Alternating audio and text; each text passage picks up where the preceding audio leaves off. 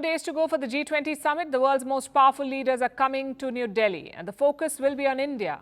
As G20 president, what are India's priorities? What is India's agenda for the summit? Can it unite an increasingly polarized world? It won't be easy, but India is not shying away from this challenge. In an exclusive interview to Network 18, Prime Minister Modi has spelled out his priorities. He spoke to our sister publication Moneycontrol, and he weighed in on a lot of issues, on India's priorities, on the issues that have caught his attention, and on how India will contribute to the G20. Tonight, we are bringing you the highlights of this exclusive.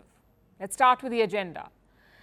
How does Prime Minister Modi define India's priorities? He's guided by an old but familiar motto, Sabka Saath, Sabka Vikas, Sabka Vishwas, Sabka Prayas, which translates to everyone's support, everyone's development, everyone's faith and everyone's effort. This was his pitch for the 2019 election. This is what he promised the people of India when he ran for a second term in 2019. And the same idea has shaped India's G20 agenda. Let me quote from what Prime Minister Modi said.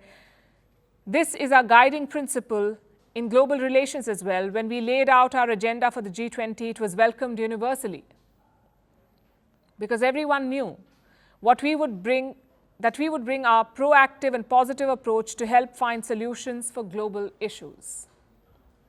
How has the world responded to India's approach? Positively, according to the Prime Minister, and I'll quote again from the interview. When global leaders meet me, they're filled with a sense of optimism about India due to the efforts of 140 crore Indians across various sectors. They're also convinced that India has a lot to offer and must play a larger role in shaping the global future. These are Prime Minister Modi's words. What fuels this optimism? What captures the attention of world leaders when they see India? One of the standout stories is India's economic growth. India is the world's fastest growing major economy. It has beaten expectations, and how? Last week, we got some numbers. From April to June this year, the Indian economy grew at 7.8%. And these are fantastic numbers given the global environment. Most countries are reporting sluggish growth. India's pace has given more confidence to its policymakers. They can chase bigger goals on the world stage. And Prime Minister Modi highlighted this during the interview. Listen to what he said about the economy. India's growth is not only good for Indians, but also for the world. India's growth is clean and green growth. India's growth is being achieved with a human-centric approach that can be replicated in other countries too. India's growth helps further the interests of the global south. So India's growth trajectory serves as a model, a template for other developing nations to follow. The G20 helps India showcase its growth story. It also provides growth opportunities to other nations, especially in the global south. Again, this is a key priority for India, addressing the issues of the global south. Usually, this forum, the G20, like most international forums, is dominated by the concerns of wealthy nations. But India is taking a different approach. It is championing the cause of the global south. India has pushed for the induction of the African Union into the G20. India is also working closely with the G20 Troika. That's Indonesia, India, and Brazil.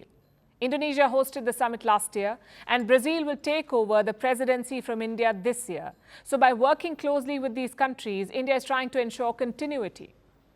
Prime Minister Modi says, India is batting for the global south. And I'm quoting again, India has also been advancing the interests of the developing world, including the interests of nations not represented in the G20, such as the countries of the African Union.